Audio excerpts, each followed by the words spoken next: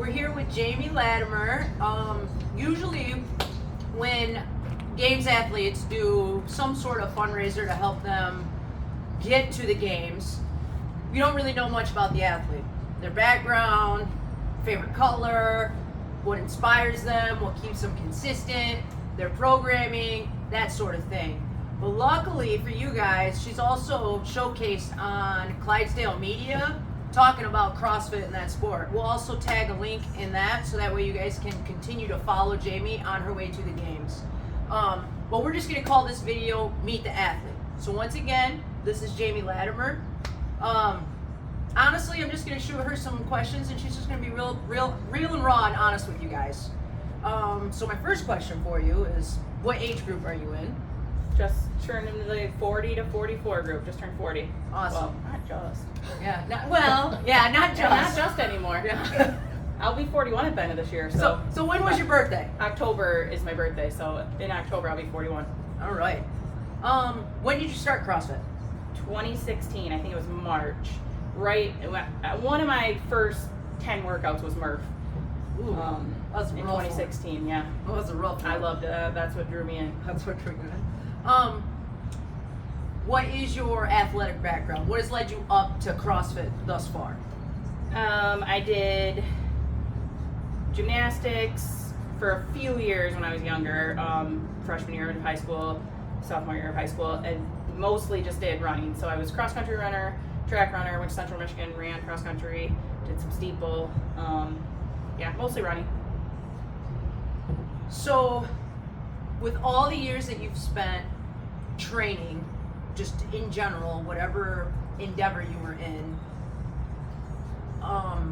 for most athletes, they find some sort of mentor or another athlete to follow, whether it's in this sport or any other. Like, who has inspired you the most, that keeps you going to the next level of greatness, to perfecting your body and becoming more elite as an athlete and as just a superior human doing uncommon things that most people sit on the couch and go to the grocery store and that's about it. But what keeps you going? What keeps you inspired? Who's inspired you all these years?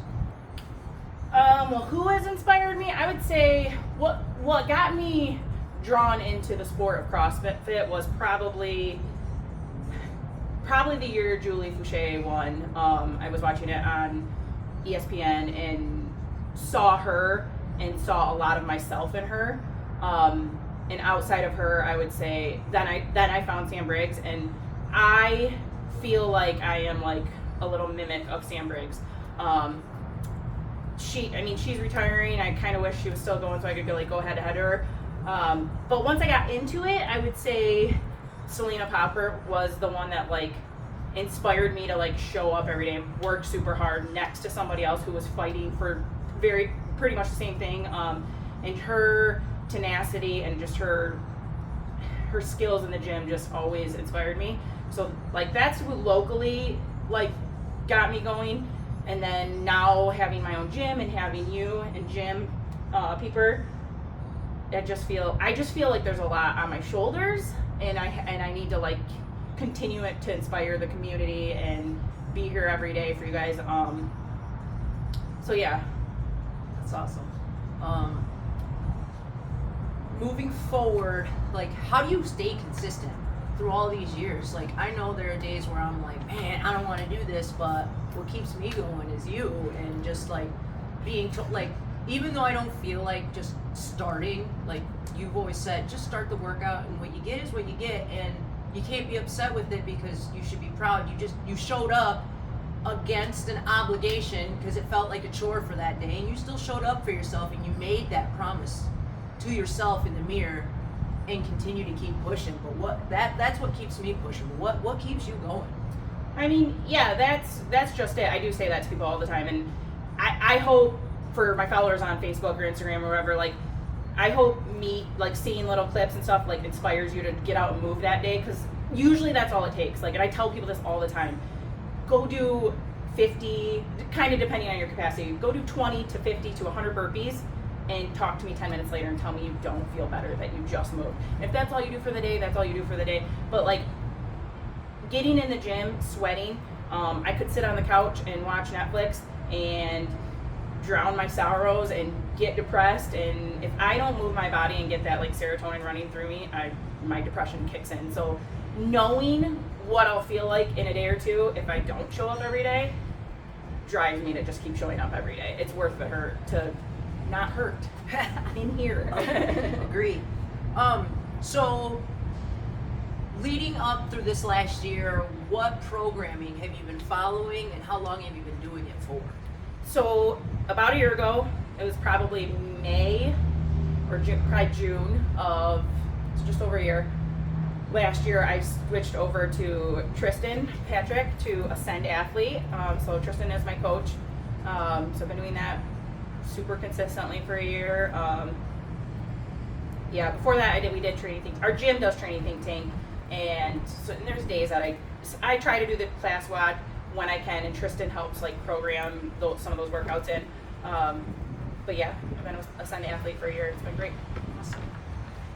So now we got a little bit of her background, a little bit of inspiration, what keeps her kid consistently moving, style of programming, how long she's been following it for, and now I want to get to like more of her as a person.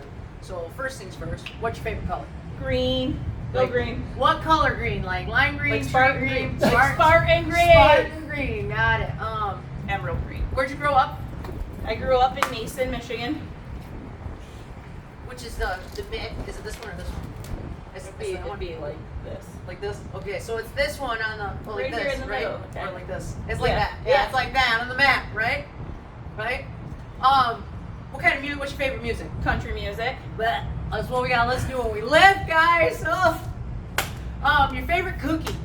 My favorite cookie is probably my own personal chocolate chip cookie that I make. But I would probably say not a cookie in the bundt cake. The mini bundt cake. The red mini velvet. bundt cake, got it. Red velvet.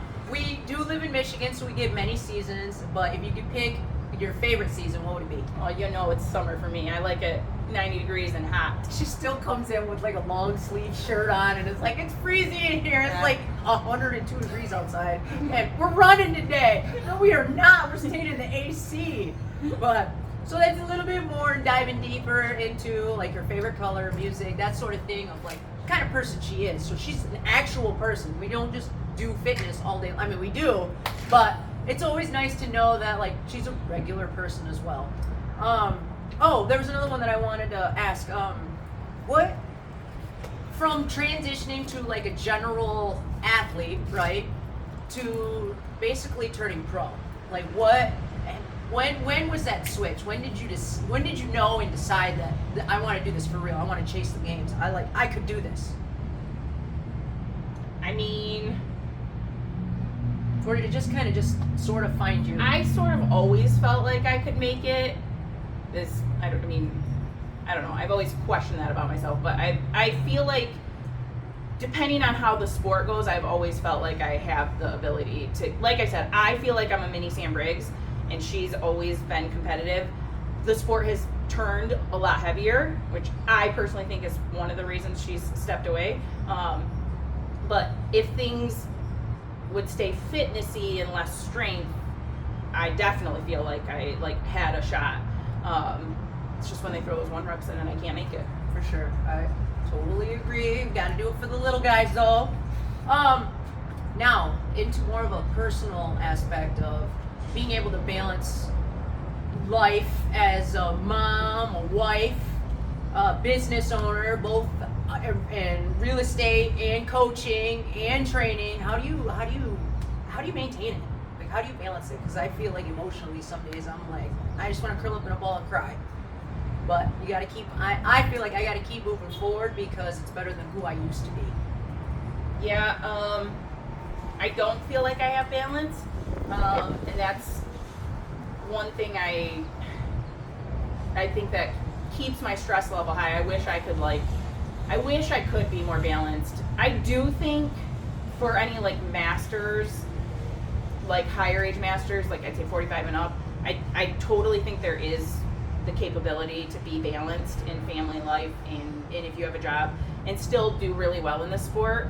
I think it's impossible for the 20 to 35 year olds, and especially if you're. That's been an issue with me, is like I still try really, really hard to be really competitive with the 25, 30 year olds. Like I want to make a semis. Was pretty close this year, and I don't think there's balance in that. It's a ton of sacrifice for my family. It's hard. My son's gonna be a senior. I like try my best to make his tennis matches. I try to fit. I don't have a ton of real estate clients right now because I don't advertise myself. I work with family and friends and through referrals. And those people know that I basically have 2 or 3 nights a week that I can go show houses. And I mean, I have really understanding people in my life. Fortunately, it's not a long-term sustainable thing. So yeah, there's not a lot of balance. It is a stressful thing.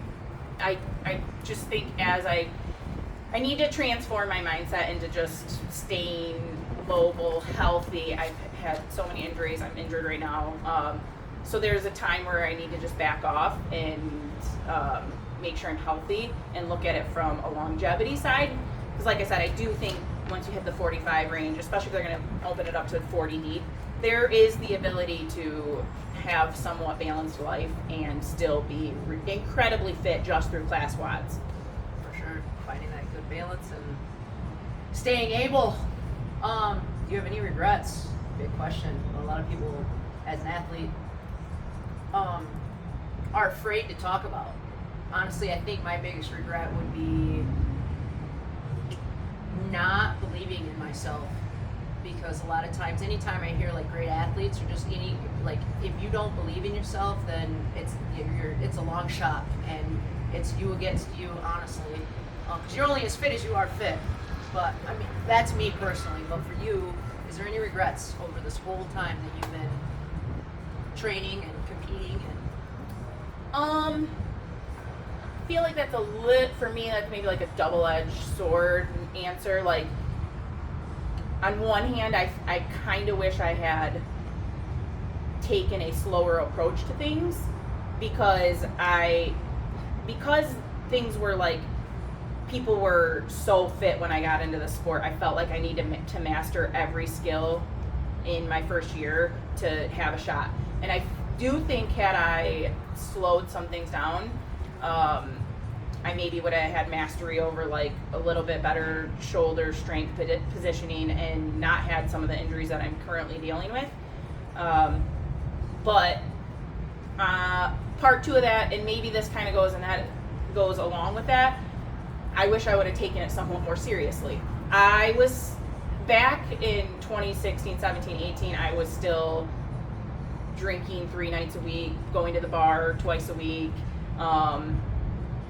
I was doing everything to 100% and not recovering, I would say not really truly putting 100% into the gym, because I was doing everything wrong outside of the gym. So I think had I done things a little bit smarter, gotten stronger the right way, like more, I just like crammed everything in. Didn't do proper progressions, and so I think I injured myself out the gate, but I also didn't give myself the greatest shot of making a semifinal early on.